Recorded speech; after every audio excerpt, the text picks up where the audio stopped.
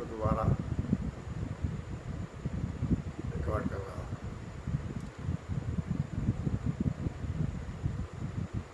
राष्ट्रभाषा हिंदी प्रचार समिति की स्थापना गांधी जी ने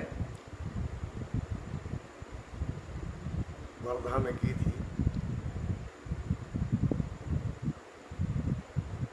जब हमने विचार किया कि इसमें राष्ट्रभाषा कौन सी हो, ये तो लिखा ही नहीं कहीं भी गया है। मैंने पता किया तो मालूम पड़ा कि ये चूँकि गांधी जी की बनाई हुई संस्था है, इसमें हम कोई फेरबदल नहीं कर सकते। बहरहाल हमने मुरादाबाद में कुछ मित्रों से मिलकर परामर्श किया और राष्ट्रभाषा हिंदी प्रचार समिति के नाम से संस्था गठित की। आज वो संस्था मुरादाबाद में कार्य कर रही है। कुछ मित्रों ने कहा कि क्रांति जी यहाँ पर इसकी शाखा स्थापित की जाए, तो हमने कहा ठीक है। हमारे पास संविधान था उसका और हमने उसी आधार पर संस्था स्थापित कर ली। उसका एक कार्यक्रम आज हो रहा है। आप देखें, जैसे ही संस्था स्थापित हुई, हिंदी के ध्रुव विरोधी करुणानिधि चले गए। भगवान उनकी आत्मा को शांति दे। बहरहाल मैं एक छंद से अपनी बात शुरू कर रहा हूँ कि वाटिका की शोभा को सुरम में बनाने के लिए फूल भांति भांति के अनेक होना चाहिए और आदमी में ज्ञान का भंडार हो भले ही, किंतु बुद्धि के उपाय में विवेक होना चाहिए। नीति को सुनीति के सुपंथ पे लाने के लिए साम दाम दंड और भेद होना चाहिए और जाति पाति संप्रदाय पंथ हो अनेक, किंतु राष्ट्रभाषा राष्ट्र धर्म एक होना चाहिए। और आज एक शाम बिस्मिल के नाम ये कार्यक्रम आयोजित किया जा रहा है, तो मैं पंडित राम प्रसाद बिस्मिल पर एक छंद में अपनी बात कह रहा हूँ कि जिंदगी से जूझे थे वे, मौत से मजाक किया, कातिलों की बाजुओं से जोर आजमाया था और राम के प्रसाद थे, प्रसाद की ही भांति निज शीश काट काट मातृभूमि पे चढ़ाया था।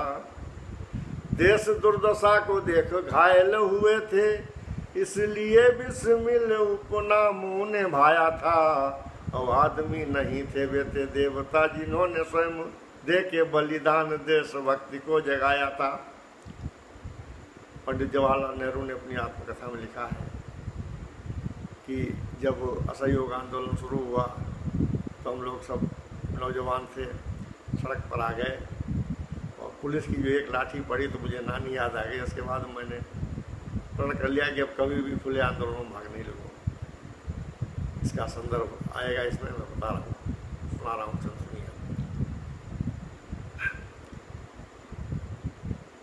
जान देना देश पे आसान कोई बात नहीं, आप इस बात को हवा में ना उड़ाइए और सेखी कितनी भी ले बखार, किंतु एक बार एक उंगली भी तो कटा कर दिखाइए।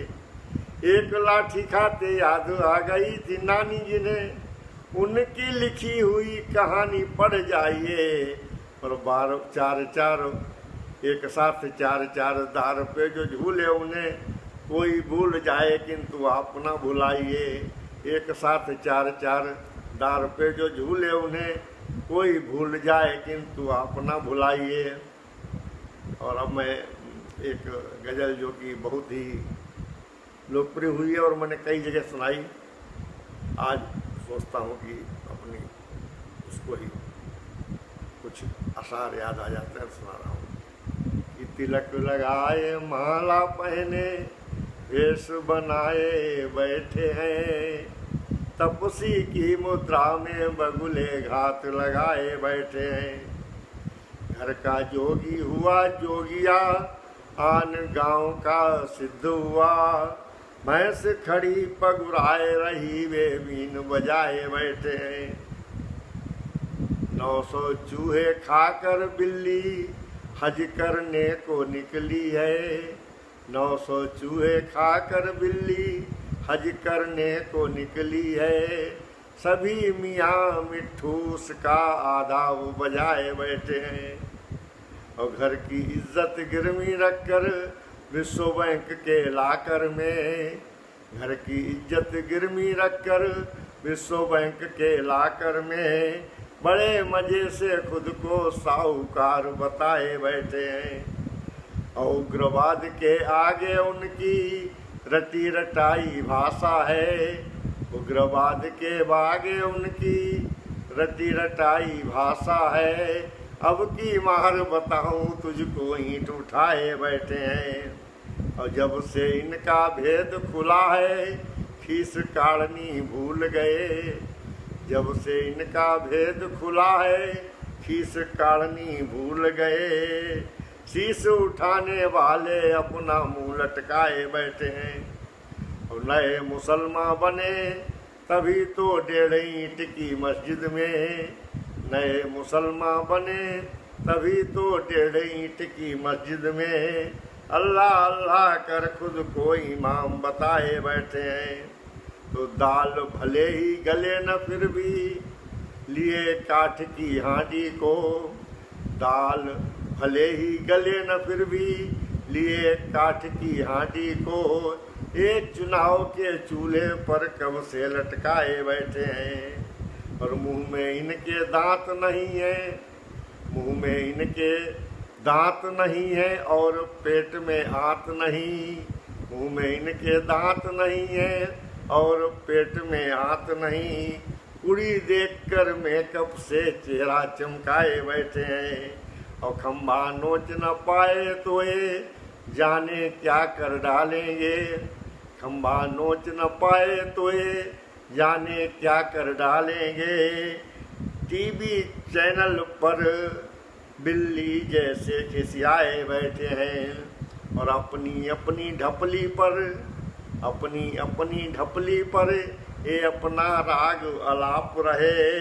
गधे ऊंट की शादी में यूं साज सजाए बैठे हैं। और एक दूसरे की करके तारीफ बड़े खुश हैं दोनों।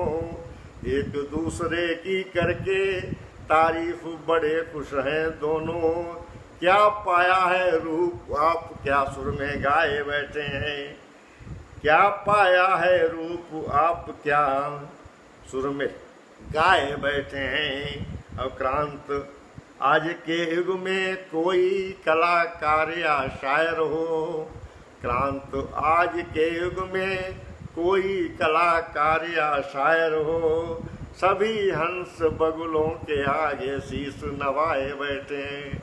सभी हंस बगुलों के आगे शीश नवाए बैठे हैं। शीश नवाए बैठे हैं। नमस्कार।